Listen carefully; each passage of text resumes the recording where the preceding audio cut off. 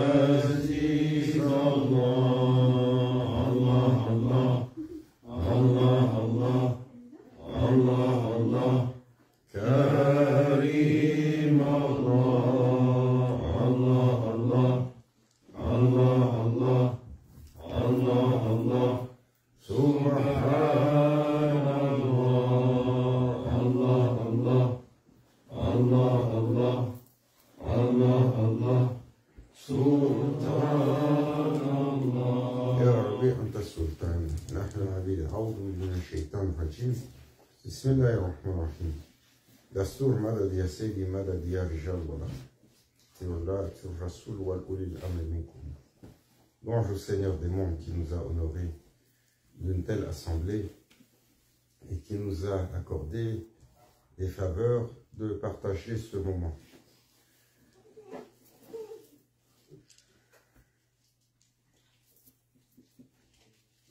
Il est le Seigneur des mondes qui a créé toutes choses et qui a organisé le monde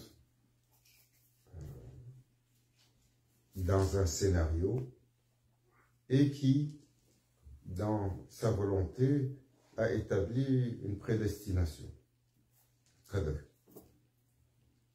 Et le croyant qui avance sur cette terre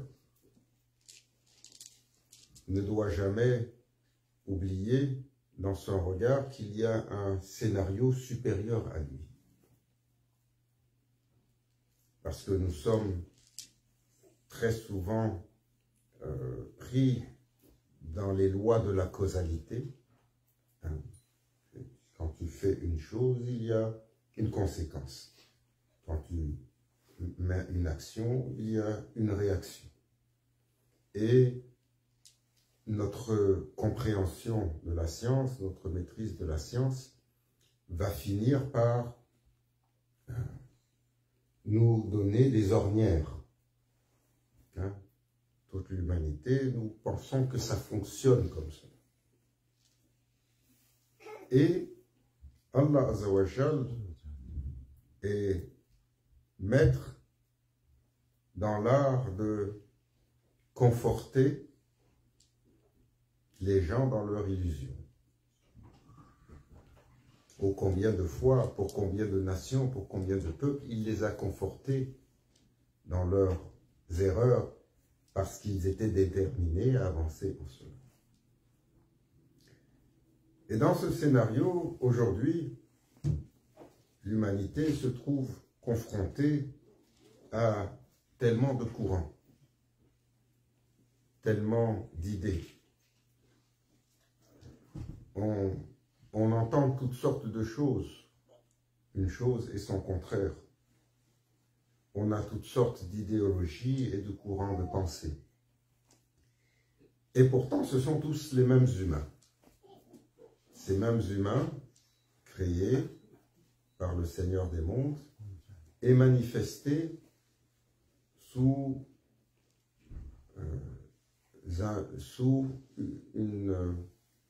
une saveur différente, sous un archétype différent, à travers des cultures différentes, à travers des courants de pensée, à travers des ethnies et leurs archétypes différents. Et Allah Azza wa Jal rappelle dans le Saint-Coran, lorsqu'il dit, c'est intéressant, parce que pendant très longtemps, quand les machères enseignaient l'islam traditionnel et citaient ce verset, nous avons créé de nations et de tribus différentes afin que vous vous entreconnaissiez. Certaines idéologies refusaient cette interprétation. Et pourtant, là, on est en 2022, pour la postérité, on a un événement sportif controversé à différents égards. On écoute les commentaires qu'il y a sur la Coupe du Monde au Qatar et on entend les plus belles choses, mais on entend les plus grandes bêtises et les plus grandes sottises que les grands penseurs sont parfois à mesure de sortir pour nous dire à quel degré s'élève leur pensée. Et nous, on a un dicton. Je pense que ce dicton existe dans beaucoup de contrées. Les chiens aboient, la caravane passe. Sans offense à tous ceux qui ont aboyé. Mais c'est pour dire nos tergiversations ne changeront pas le cours des choses. Et donc, lors de cet événement controversé pour certains, c'est un événement controversé pour certains. Pourquoi? Parce qu'il a été organisé dans un pays musulman, avec des conditions un peu particulières.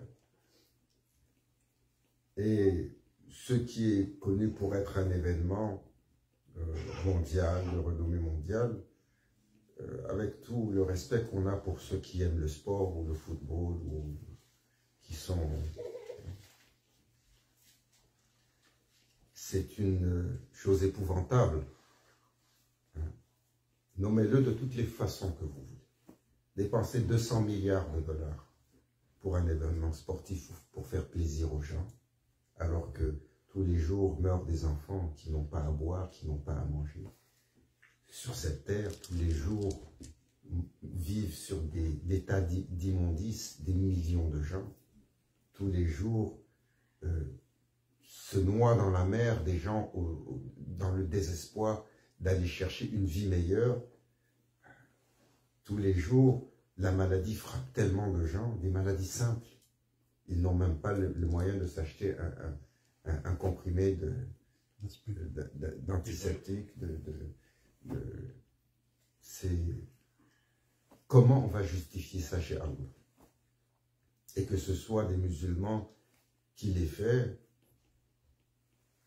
ça montre la démesure épouvantable de l'égarement.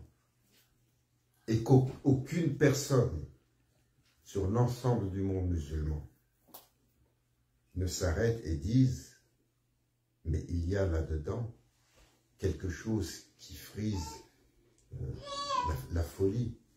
On parlait du discernement tout à l'heure, à Furqan. Surat Furqan, Allah Azza wa Jal, il décrit le discernement des croyants. Ceux qui se lèvent pour faire la prière alors que les autres dorment, ceux qui ne font pas de faux jugements, ceux qui garantissent le amana, le dépôt de confiance qui leur a été accordé, ceux qui ci, ceux qui ça, et parmi les gens du discernement, ceux qui dépensent, comment? Ceux qui dépensent sur la bonne mesure, ceux qui dépensent avec une mesure sage. Alors bien entendu, une telle chose ne peut être que décriée, parce qu'elle ne correspond à aucun degré de sagesse. Elle correspond à aucune mesure normée. Si on demande à la majeure partie des gens que représentent 200 milliards de dollars, personne ne peut le savoir, ne peut imaginer. Mais juste, rendez-vous à l'évidence, les gens qui ont organisé les jeux avant ça, le montant le plus élevé pour organiser des jeux, c'était 10-12 milliards. Et on pense que pour de telles choses, il n'y a pas de conséquences. Après avoir bâti les tours de Nemrod, couvert le désert de verdure, et on tombe dans des choses comme ça. Qu'Allah nous accorde la guidance. Qu'Allah nous pardonne. Il n'y a pas de victoire à l'horizon avec de telles choses. C'est impossible. Il n'y a pas de victoire à l'horizon pour les gens de la croyance. Bismillahirrahmanirrahim. Alors, c'est une parenthèse sur cet événement-là. c'est venu comme ça, on s'excuse si on a offensé quelqu'un ou quelque pays que ce soit. Et c'est ainsi. Il est Allah. C'est lui, en finalité, le juge sur nos actions. Si ce que j'ai dit déroge à ce qu'il demande, alors un jour nous verrons, lorsque tout sera amené devant lui, si les œuvres que nous avons faites sont dans la norme et dans la mesure qu'il a demandé, ou alors elles sont contraires à l'esprit de la révélation et du commandement divin. Le prophète sallallahu alayhi wa sallam a dit: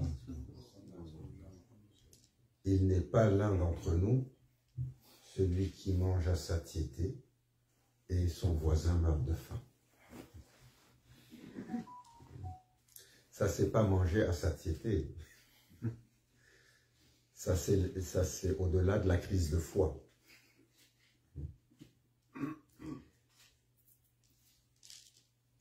Et aujourd'hui, un tel événement continue à mettre dans la confrontation les cultures, les idéaux, les valeurs, les systèmes. Et chacun regarde le système de l'autre et le décrit comme étant épouvantable.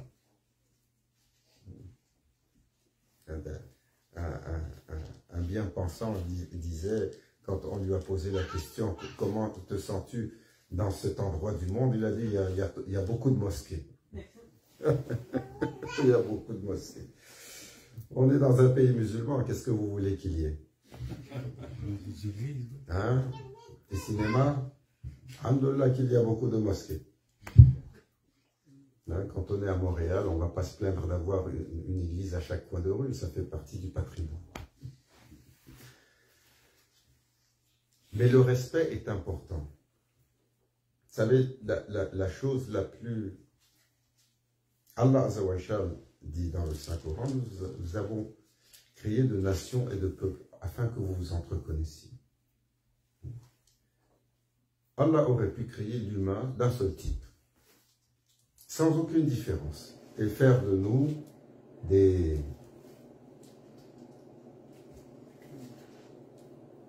presque des clones.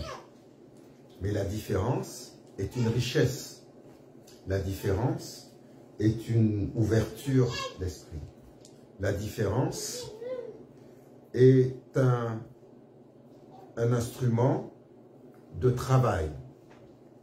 Pourquoi?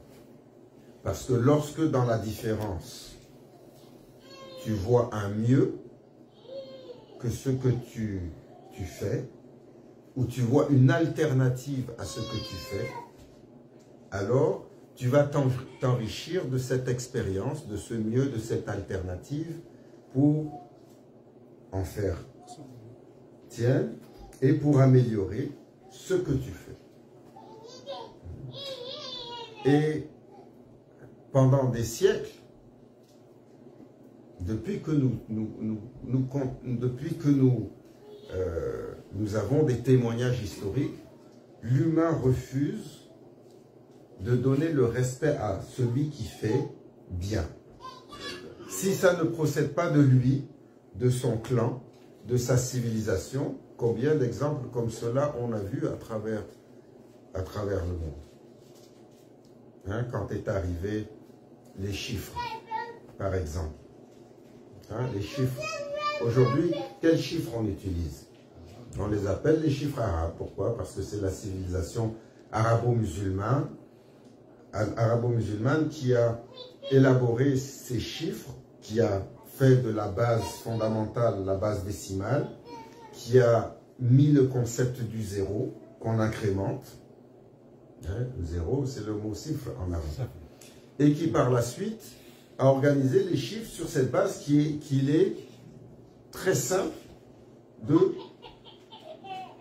d'utiliser dans des calculs et de manipuler. Hein? Pour comprendre à quel point c'est facile, imaginez une multiplication à 9 chiffres en chiffres romains. Ça n'arrête pas. Rassembler tout, ça serait complexe. Hein? On le voit tout de suite. Et donc, cette base est arrivée, elle était très simple. Elle était organisée et elle a littéralement révolutionné quoi? Le calcul.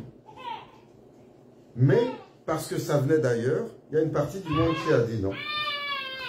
Qui a résisté combien de temps? Un siècle. Un siècle a résisté pour dire non, parce que ça ne vient pas de chez nous. Et tout le monde fait ça. Tout le monde fait cela.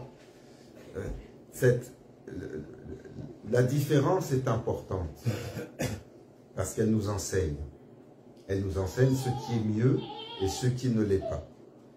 La différence est importante, car dans l'autre, il y a une richesse.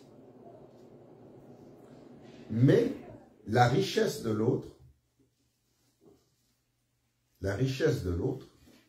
n'est pas simplement dans son apparence, la richesse de l'autre n'est pas simplement dans sa connaissance, la richesse de l'autre est dans son ensemble. L'autre qui est différent est une autre créature d'Allah, dans laquelle est manifestée une manifestation du Seigneur des mondes. Alors, Awliyaullah, les machers, ils enseignent qu'il est tellement important de respecter les autres. Il est tellement important, pourquoi? Parce que les autres, tous et aussi nombreux qu'ils soient, sont des créatures d'Allah. Le prophète sallallahu alayhi wa sallam a dit, ihtiramul kull, le respect de tous, ça inclut le respect de ceux avec lesquels vous n'êtes pas d'accord.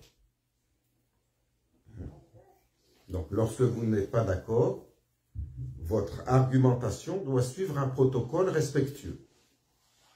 Si vous devez rentrer en conflit, comme ça a été le cas très souvent, votre conflit doit suivre un protocole respectueux.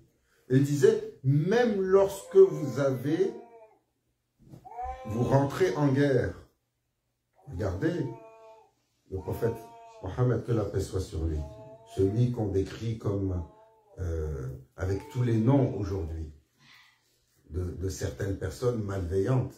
Il disait, même lorsque vous êtes en guerre et que des gens vous ont fait du mal et que vous avez fait des prisonniers chez eux, vous n'avez pas le droit de maltraiter ces prisonniers. Chez Allah, vous ne maltraitez pas les prisonniers. Vous ne les torturez pas. Vous devez les faire manger de façon décente comme vous mangez. Vous devez leur donner, les mettre dans un bien-être comme vous êtes dans ce bien-être. Vous ne les maltraitez pas, vous ne les humiliez pas, vous ne les désacralisez pas. Et le prophète sallallahu alayhi wa sallam, pour rappeler la sacralité de l'humain, disait, lorsque d'une façon ou d'une autre, tu arrives à porter la main sur un humain, alors ne touche jamais son visage. Quand on devait corriger un turbulent. Juste corriger un turbulent comme ça l'a été pendant... Aujourd'hui, on dit... quelle folie que de devoir corriger les humains. Je viens d'une génération, on a goûté à la correction. La majeure partie d'entre nous va très bien. On a appris la discipline, on a appris à ne pas mettre le doigt dans la prise de courant. Il y en a d'autres qui l'ont appris d'une autre façon. Voilà le Cheikh Nazim, regardez, il a dit, Sayyidina Adam alayhi salam est descendu des cieux avec un bâton. Parce que ce bâton était nécessaire, pas simplement comme pèlerin, mais pour discipliner ses enfants. Parce qu'il y a dans l'humain, et il ne faut pas se fermer les yeux là-dessus, il y a dans l'humain une dimension épouvantable. Nafs al-Amara Bissou. Cette dimension épouvantable, elle est responsable des meurtres, des guerres, des génocides. Elle est responsable des systèmes comme la traite des Noirs ou les systèmes ségrégationnistes. Il y a dans l'humain une dimension qui, lorsqu'elle n'est pas tenue, devient obscure et ne valorise même plus, comment ils disent, l'humain devint un psychopathe. Il ne valorise même plus l'autre au point de dire, mais c'est un être humain qui a une âme, qui ressent. Alors, cette dimension de l'humain, nous voyons à travers les âges comment il y a eu des choses si difficiles de l'humanité avec. Et le prophète sallallahu alayhi wa sallam alors disait à ses compagnons, même lorsque le pire a été commis contre vous, réagissez à la lumière de ce qui plaît à votre Seigneur. Il disait à ses compagnons, soyez comme le dattier, l'arbre qui donne des dattes. Même lorsqu'il est caillassé, il reçoit des pierres. Qu'est-ce qu'il rend? Il rend des dattes.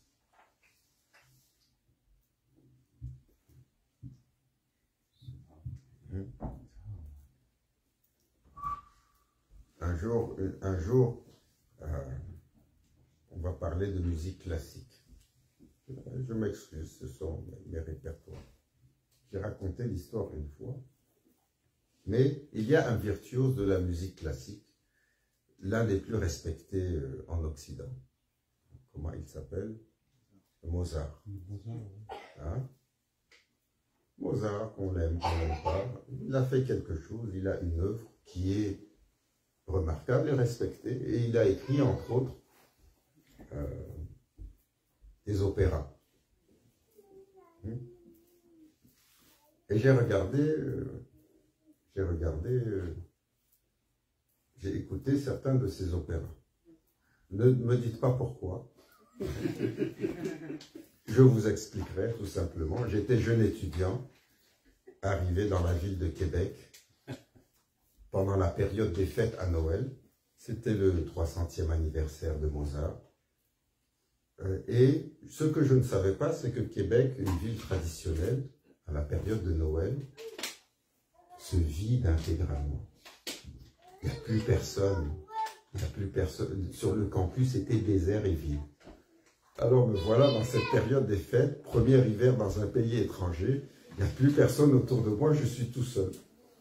Et dans une chambre sur le campus, il y avait des petites télés avec lesquelles on arrivait à jouer avec les antennes. Il y avait deux chaînes qui tournaient. Ouais. Parmi une des chaînes, je pense que c'était Télé-Québec ou Radio-Canada. Et parce que c'était l'anniversaire de Mozart, ils diffusaient tous les... Alors j'ai écouté. Mais, il y a 30 ans de ça, il y avait une leçon dans un des opéras qui était assez remarquable pour m'avoir marqué. Une leçon qui s'appelle, un des opéras qui s'appelle L'enlèvement au sérail. Et Mozart a écrit cette pièce, étant celui qui donnait la musique à la couronne d'Autriche, comme une leçon pour les bons pensants de son temps, et une leçon qu'on a gardée sous discrète. Parce que l'histoire veut, on ne va pas faire un cours de musique, mais l'histoire veut que c'est un souverain musulman, turc, de surcroît, parce qu'il a un sérail, donc un harem, qui va enlever une princesse en Europe, qu'il essaye désespérément de séduire, et le beau prince vient pour libérer cette princesse-là, et alors qu'ils sont en train de s'échapper, le sultan les rattrape, et on arrive au procès pour les mettre à mort tous les deux, parce qu'elle a refusé les avances du sultan. Mais le sultan va finir par découvrir quoi? Que le prince qui est venu, le noble prince qui est venu libérer la belle, est le fils de son pire ennemi de tous les temps, qui jadis l'avait mis en prison et l'avait même envoyé aux travaux forcés dans les galères. Alors là, il rend louange et grâce au Seigneur des mondes et dit « Quelle vengeance tu m'as accordée, mon Seigneur !» Et on s'en va pour le procès. Bien entendu, les juges, les cadis vont condamner celui qui est rentré dans le harem du sultan pour venir libérer la belle, à la peine de mort capitale, et la belle aussi, et ainsi de suite. Et là, le sultan dit, mais comme moi je suis le sultan, j'ai la capacité de faire quelque chose. Je les amnistie. Je les amnistie tous les deux, je la libère, retourne chez toi et sois heureux. Et ils ne comprennent pas pourquoi vous faites une telle chose. Il dit, je veux que ton père sache que pour tout le mal qu'il m'a fait, et que Allah m'a accordé la plus belle des vengeances, toi, son fils, dans mes mains, après avoir commis une faute grave, au moment de savourer ma vengeance, je te libère et je te retourne à lui. Je veux qu'il comprenne que la plus belle des vengeances, c'est pour moi de faire un acte de bien à la mesure de son acte de mal, pour que cela travaille son intérieur. Et ça, c'était une leçon que Mozart a donnée aux bien-pensants de son temps, qui pensaient quoi?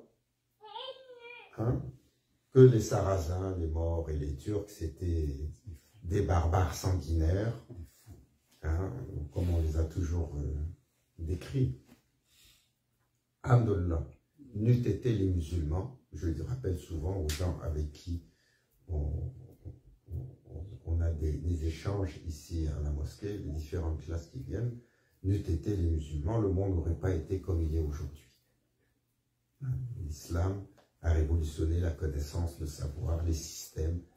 La majeure partie des systèmes que nous avons aujourd'hui ont été influencés par l'islam. Si on a traversé l'Atlantique pour découvrir l'Amérique du Nord et qu'aujourd'hui on est assis confortablement à Montréal, c'est que des savants ont réussi à déchiffrer le positionnement, à permettre aux bateaux de naviguer pour aller traverser l'Atlantique, alors qu'on ne savait pas le faire pendant des siècles. Alors, ce respect de l'autre. Aujourd'hui, c'est important de comprendre que ce n'est pas une leçon, une leçon pour critiquer qui que ce soit. C'est un rappel que la différence est importante. La différence nous enseigne. La différence nous rappelle ce que nous avons et ce que nous n'avons pas. La différence, à son état primaire, nous donne des réactions primaires. Mais celui qui regarde la différence sous la loupe du Seigneur des mondes et qui se rappelle que le prophète sallallahu alayhi wa sallam a enseigné, la valeur de la différence est le respect de tous. Même le respect de ceux qui nous ont fait du tort. Pourquoi? Parce que tant et aussi longtemps que l'on n'apprend pas à respecter une personne, le secret avec lequel que Allah Azzawajal a manifesté sur lui ne peut pas nous être manifesté. Et chaque humain porte la lumière du Seigneur des mondes. Chaque humain a quelque chose qui est dans le bien. Aucun humain est obscur à 100%, sinon son âme ne vivrait pas. Il y avait quelqu'un qui témoignait, qui est rentré à l'Institut Pinel ici, dans une des institutions où on soigne les malades mentaux. Et la personne qui l'enseignait, qui le supervisait, lorsqu'il est rentré et qu'il a vu des cas sévères de maladie mentale, comment on peut aider de telles personnes? Surtout quand on doit dealer avec des gens au comportement obscur. Il est malade mental, il a fait des choses assez épouvantables, mais on a besoin de l'aider. Alors la personne qui lui donnait des conseils lui a dit, tu ne pourras aider une personne que si tu regardes cette personne et tu lui trouves quelque chose de bien. Il faut que tu t'efforces à trouver dans la personne un rêve. Sinon, si tu ne regardes que le côté obscur, rien de toi ne sera en mesure de l'aider. C'est un principe qui est fondamental. Allah Azza wa Jal n'a pas créé un humain sans une âme. L'âme procède d'Allah. Elle est une lumière. Et donc, tous les humains ont reçu quelque chose. Et la rencontre de l'autre, oh là, ma chère Naz, il aimait rencontrer les gens. Il disait la rencontre des autres, comme Allah Azza wa Jal a dit à Sayyidina Abu Yazid Bistami, un de nos grands maîtres. Quand il a dit, ô mon Seigneur, après tout ce chemin, j'ai renoncé au monde, j'ai renoncé à la dunya, j'ai renoncé au plaisir, j'ai discipliné mon ego, j'ai tout laissé pour te rencontrer, j'ai appris à me connaître. Parce que le Seigneur des mondes a imposé, quiconque veut rencontrer le Seigneur des mondes, veut connaître Allah, doit d'abord apprendre à se connaître, donc à dominer son ego. J'ai appris à te connaître, à me connaître pour pouvoir te connaître. Et Allah Azza wa Jalla lui a dit, maintenant, va et apprends à connaître chacune de mes créatures, car chacune de mes créatures porte la manifestation de la présence divine. Qu'Allah nous accorde cela, Ihtiram al-Kul, qui est un des prémices pour toute quête spirituelle. Comme disait Maulana Cheikh Hicham quand il commençait à nous enseigner ici en Amérique du Nord, des mots de Grand Cheikh. Le respect de tous, c'est un des prémices pour celui qui se met en quête pour un cheminement spirituel. Qu'Allah nous l'enseigne par la grâce de Sayyidina Muhammad sallallahu alayhi wa sallam.